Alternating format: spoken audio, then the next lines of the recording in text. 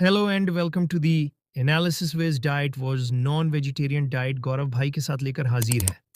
So now let's understand कि vegetarian और non vegetarian diet में से कौन सी डाइट हमारे शरीर और हेल्थ के लिए सबसे बेस्ट है। इसके लिए हम दोनों डाइट्स को ना 4 अलग पैरामीटर्स में साइंटिफिकली कंपेयर करेंगे to decide the ultimate winner. Cool, let's start. First parameter है स्ट्रेंथ। क्या लगता है आपको, वेज इंसान ज्यादा ताकतवर होगा या एक नॉन वेजिटेरियन इंसान? देखो इस केस में ना 19th सेंचुरी के एक जर्मन बॉडी बिल्डर है यूजीन सैंडो करके, काफी फेमस है, आपने सुना भी होगा इनके बारे में। उन्हें father of modern body building कहा जाता है। ही ऑलवेज सेड कि एक हाई मीट वाला डाइट जिसमें अंडे, दूध जैसे बाकी एनिमल प्रोडक्ट्स भी इंक्लूडेड है, वो हमेशा बेस्ट होती है for muscle growth and for strength. और इस क्लेम को आज 21st सेंचुरी की एक स्टडी भी काफी स्ट्रांगली बैक करती है। Journal of international society of sports nutrition में पब्लिश्ड ये स्टडी कहती है कि एनिमल डिराइव्ड वे प्रोटीन्स में शाकाहारियों के प्रोटीन सोर्सेज जैसे फॉर एग्जांपल सोय प्रोटीन से एटलीस्ट 30% ज्यादा एमिनो एसिड्स होते हैं, बोथ एसेंशियल और ब्रांच चेन्ड एमिनो एसिड्स। और इसीलिए पोस्ट वर्कआउट मसल रिपेयर में एनिमल डिराइव्ड प्रोटीन्स हमेशा प्लांट डिराइव्ड प्रोटीन से बेहतर होते हैं। प्लस 2016 के एपिक ऑक्सफोर्ड स्टडी ने भी इसे कंफर्म किया है कि मसल मास को मेंटेन करने के लिए मीट ईटर्स के पास एक एडेड एडवांटेज होता है ओवर वीगन्स। और इसीलिए जॉर्डन पीटरसन का भी एक्सपीरियंस एक कार्निवोर डाइट में कुछ ऐसा ही रहा। पर रियलिस्टिकली स्पीकिंग मसल से भी ज्यादा ताकत हमारी हड्डियों पर निर्भर करता है, राइट? क्योंकि अगर आप पतले हो फिर भी आप एक गैस सिलेंडर उठा सकते हो इफ यू पुश योरसेल्फ। लेकिन अगर आपको लेट्स से आर्थराइटिस या बोन कैंसर जैसी कोई बोन डिजीज है, फिर चाहे आप कितने भी मस्कुलर क्यों ना हो, फिर भी एक सिंपल से सूटकेस को भी आप नहीं उठा पाओगे। सो बोन्स के स्ट्रेंथ के लिए आखिर कौन सी डाइट बेहतर है? वेल, लैंसेट जैसे रेप्यूटेड जर्नल्स में ऐसे बहुत सारे केसेस रिपोर्टेड है जिसमें लोगों को कैल्शियम डेफिशिएंसी की वजह से सिवियर ऑस्टियोपोरोसिस हो गए, यानी कि हड्डियां खोखली होने लग गई, जिससे उनमें फ्रैक्चर्स का रिस्क 30% से बढ़ गया। जानना चाहोगे वो किस टाइप की डाइट ले रहे थे? वेल, वो सारे के सारे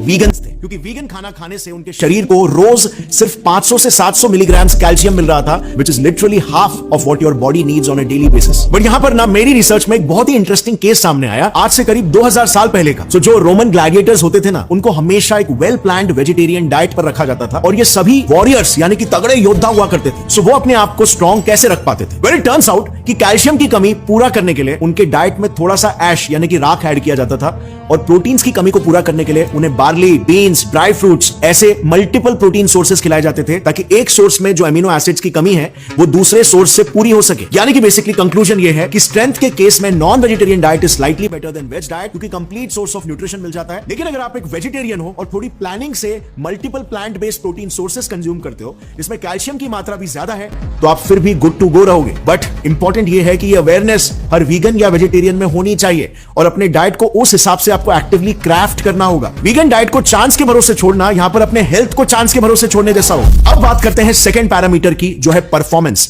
जिसमें आता है एंड्योरेंस और स्टैमिना। अब इसमें आपको क्या लगता है कौन जीतेगा? चलो देखते हैं। सो यू नो, एक अमेरिकन अल्ट्रा मैराथनर है स्कॉट जुरेक करके। इन्होंने 161 किलोमीटर का वेस्टर्न स्टेट्स एंड्योरेंस रन और 217 किलोमीटर का bad water ultra marathon run दोनों जीता है। उन्होंने अपनी एक बुक ईट एंड रन में यह कहा कि उन्होंने ये सारे अल्ट्रा मैराथन्स एक प्लांट बेस्ड डाइट की वजह से जीते। सिमिलरली मेक्सिको के जो टारा ह्यूमारा लोग होते हैं, जिनको स्पेसिफिकली उनकी लॉन्ग डिस्टेंस रनिंग एबिलिटीज के लिए दुनिया भर में जाना जाता है, वो भी ज्यादातर डाइट में कॉर्न, बीन्स, स्क्वैश और चिया सीड्स जैसे फूड्स खाते हैं। अब आखिर ऐसा क्यों? वेजिटेरियन डाइट का स्टैमिना और एंड्योरेंस से क्या रिलेशन है, और नॉन वेजिटेरियन डाइट में क्या डिसएडवांटेज है?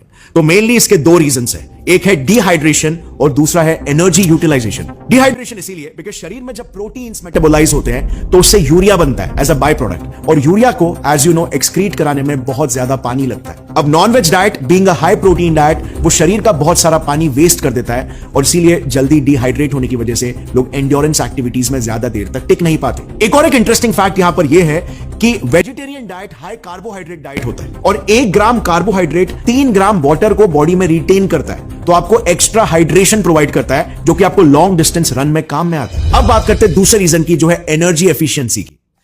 अगर मैं स्टैमिना की बात करता हूं तो आपके दिमाग में कौन सा जानवर आता है? आपके दिमाग के घोड़े दौड़ने लगते हैं, राइट? मेरा मतलब है आपके दिमाग में घोड़ा आता है। वेल, बात यह है ना कि मोस्टली सभी कार्निवोर्स में भी छोटे स्प्रिंट्स में फास्ट जरूर भाग लेंगे जैसे चीता, मगर वो लंबी दूरी तक सस्टेन नहीं कर पाते। एक मेजर रीजन इसके पीछे ये है कि कार्निवोर्स मोस्टली कार्बोहाइड्रेट्स को नहीं बल्कि फैट्स को एनर्जी सोर्स की तरह यूज करते हैं, जो बहुत स्लोली एनर्जी में कन्वर्ट होता है। And on the other hand vegetarian diet carbohydrates जैसे ग्लूकोज और फ्रुक्टोज से लोडेड होते हैं, जो बॉडी को सस्टेन्ड और इजीली अवेलेबल एनर्जी प्रोवाइड करता है ब्लड ग्लूकोज और लिवर ग्लाइकोजन के फॉर्म में, जो वेजिटेरियंस को एडवांटेज देता है over non vegetarians. Non veg food में कार्बोहाइड्रेट्स नहीं बल्कि फैट्स और प्रोटीन ज्यादा मात्रा में होता है, जो बॉडी रेडीली इस्तेमाल नहीं कर सकता एनर्जी के लिए। और इसीलिए एनिमल वर्ल्ड में अगर आप देखोगे ना तो आपको एक इंटरेस्टिंग कहानी दिखेगी। कार्निवोर्स ने मसल पावर के लिए एनर्जी का ट्रेड ऑफ किया। So all in all endurance के केस में vegetarian diet is always better than non vegetarian diet.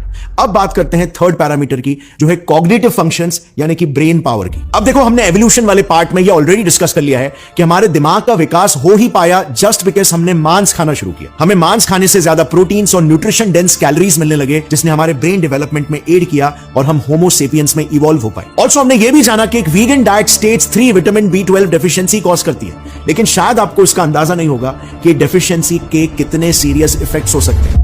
आपको याद होगा, हमने अपने इस वाले लास्ट वीडियो में कहा था कि एक डीएनए मिथाइलेशन करके प्रोसेस होता है जो आपके जीन एक्सप्रेशंस यानी कि जीन्स बॉडी को जो सिग्नल्स देते हैं उन्हें ऑन या ऑफ करता है। वेल गेस व्हाट, ये विटामिन B12 जो हम खाते हैं वो इसी डीएनए मिथाइलेशन प्रोसेस में सबसे अहम किरदार होता है। एंड सिंस क्योंकि हमारे ब्रेन को बहुत सारे हार्मोन्स और न्यूरोट्रांसमीटर्स रिलीज करने पड़ते हैं, जिसके लिए कई सारे जीन्स के एक्सप्रेशंस को रेगुलेट करना पड़ता है, तो इसीलिए विटामिन B12 डेफिशिएंसी का सीधा सीधा मतलब होता है ब्रेन हार्मोन्स और न्यूरोट्रांसमीटर्स के फंक्शन के साथ कॉम्प्रोमाइज। और यही वजह है कि मैंने शुरू में कहा था विटामिन B12 डेफिशिएंसी से साइकियाट्रिक और न्यूरोलॉजिकल डिसऑर्डर्स लिंक्ड है। अब यस, इस कमी को पूरा करने के लिए वेजिटेरियंस और वीगन्स विटामिन B12 सप्लीमेंट्स ले सकते हैं, काफी सस्ते भी आते हैं, बट कम ऑन, यहां पर हम एक फेयर कंपटीशन की बात कर रहे हैं, सो हम आर्टिफिशियल सप्लीमेंट्स को कंसीडर नहीं करेंगे और इसीलिए कॉग्निटिव फंक्शंस वाला पॉइंट जाता है नॉन वेजिटेरियन डाइट को। सो अब तक दोनों भी डाइट्स को 2 पॉइंट्स ईच मिल चुके हैं and we have a tie now, so we strongly need a tie breaker. So बढ़ते हैं final and the most important parameter की तरफ, the fourth parameter, diseases and longevity, यानी कि ज्यादा लंबी उम्र कौन जिएगा। अब इस पर्टिकुलर पैरामीटर में ना गेम थोड़ा सा ट्रिकी है, जज करना थोड़ा मुश्किल है, क्योंकि अगर हम बात करें ऑल कॉज मोर्टेलिटी का, यानी कि स्पेसिफिकली वेज या नॉन वेज खाने की वजह से नेचुरल लाइफ स्पैन कम होती है या ज्यादा होती है, तो इसमें ऐसे कोई स्ट्रॉन्ग कोरिलेशंस नहीं मिले। इस पॉइंट पे कह सकते हैं कि दोनों भी डाइट्स कंज्यूम करने वाले लोग इक्वल ही जीते हैं। मगर अगर हम बात करें मोर्टेलिटी बिकॉज ऑफ डिजीजेस, यानी कि हार्ट डिजीजेस या कैंसर, तो यहां पर कहानी थोड़ी सी बदल जाती है। एक स्टडी के अनुसार वेजिटेरियंस में हार्ट डिजीज से मौत 24% कम देखी गई है नॉन वेजिटेरियंस के मुकाबले, लेकिन इसमें भी एक छोटा सा ट्विस्ट आ जाता है। ये heart diseases mostly red meat से कोरिलेटेड है, क्योंकि फॉर एग्जांपल इन्हीं स्टडीज में ही ऐसे भी लोग पाए गए हैं जो सिर्फ फिश खाते थे, नॉट अदर मीट, उनमें हार्ट डिजीजेस से मरने वाले लोग वेजिटेरियन से भी 10% कम है, so total 34% less than other meet eaters. So at least heart diseases के केस में इन जनरल कोई एक स्पेसिफिक कैटेगरी ऑफ डाइट घातक है ऐसा नहीं कह सकते, आपको बस ऑप्शंस को स्मार्टली चूज करना होगा। मगर नॉन वेज फूड्स में इन जनरल एक प्रॉब्लम है जो थोड़ी कंसर्निंग है। साल 2012 में कुछ रिसर्चर्स ने जब हमारे डाइट का हमारे स्ट्रेस हार्मोन लेवल्स पर क्या असर होता है ये जानने की कोशिश की, तो पता चला ऐसे डाइट्स जिनमें सैचुरेटेड फैट्स और प्रोटीन्स डेंसली पैक्ड होते हैं, जैसे कि मीट हैवी डाइट्स, उन्हें रेगुलरली कंज्यूम करने से हमारे शरीर में स्ट्रेस हार्मोन कॉर्टिसोल ज्यादा रिलीज होता है। इसका डायरेक्ट मैकेनिज्म तो अब तक रिवील नहीं हुआ है, बट कुछ स्टडीज मानते हैं कि पॉसिबली हाई सैचुरेटेड फैट्स और प्रोटीन्स हमारे डाइजेस्टिव सिस्टम को ओवरलोड कर देता है और इसीलिए स्ट्रेस हार्मोन्स रिलीज होते हैं। ऑल्सो एंड मोर इंपॉर्टेंट, ये साइड इफेक्ट सिर्फ आप तक ही सीमित नहीं रहता। स्टडीज में एक इंटरेस्टिंग ऑब्जर्वेशन पाया गया कि प्रेग्नेंट वुमेन जो रेगुलरली मीट खाती है, बीट रेड मीट और फिश, उनमें तक ये देखा गया कि उनके बच्चे हाई बीपी के साथ पैदा होते हैं because of high cortisol levels. Plus there is a risk of cancer as well. International Agency for Research on Cancer और WHO दोनों ने रेड मीट यानी कि बीफ, पोक, गोट, लैम्ब, हॉर्स, इनको कई सालों से पॉसिबल कार्सिनोजेंस की लिस्ट में शामिल करके रखा हुआ है, क्योंकि ऐसे 500 से भी ज्यादा स्टडीज मिले हैं जो बताते हैं कि रेड मीट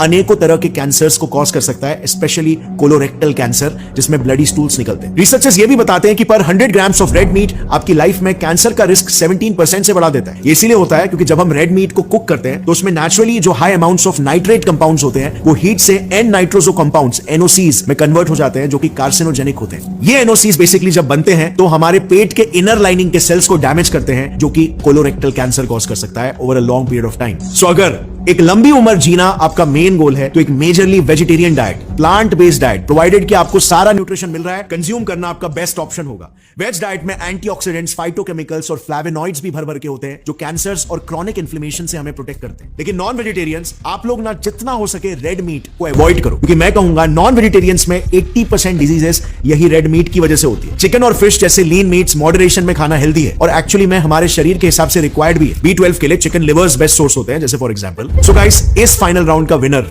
कौन सा डाइट होना चाहिए? आपको क्या लगता है? I want you guys to conclude. मैंने सवाल नीचे पिन कमेंट में भी पूछ लिया है, तो सपोर्ट करने के लिए वेज या फिर नॉन वेज नीचे लिखना, देखते हैं किसको ज्यादा लाइक्स मिलते हैं। लेकिन जाने से पहले मैं बस एक लास्ट मैसेज देना चाहूंगा, हाथ जोड़कर आप जो भी डाइट कंज्यूम करोगे इतना मेक श्योर करो एक्सट्रीम्स में मत ले जाओ। अगर आप वीगनिज्म चुन भी रहे हो तो एटलीस्ट मेक श्योर करो कि आपको सप्लीमेंट्स के थ्रू वो सारे न्यूट्रिएंट्स मिल रहे हैं। हालांकि कई डॉक्टर्स और न्यूट्रिशनिस्ट के अनुसार वीगन डाइट में इवन सप्लीमेंट से भी न्यूट्रिएंट्स लेना फिर भी काफी चैलेंजिंग है। ऐसे बहुत सारे न्यूट्रिएंट्स हैं जो वीगन डाइट में लैकिंग है, जैसे omega 3 fatty acids, iron containing haem groups, zinc, calcium, creatine, carnosine, taurine etcetera. ये न्यूट्रिएंट्स आपको वीगन डाइट से सफिशिएंट क्वांटिटी में नहीं मिलते और इनकी डेफिशिएंसी आप में anaemia, weak bones, muscle wasting और ऐसे सैकड़ों कंडीशंस क्रिएट कर सकती है। So craft your diet accordingly. Be more proactive with planning your diet. Don't forget, at first we make choices and then our choices make us, and this holds most true with what we eat. So friends, अगर इस video से आपको कुछ भी नया सीखने मिला तो जितना हो सके इस वीडियो को अपने फ्रेंड्स और फैमिली मेंबर्स के साथ शेयर करो। Let's spread science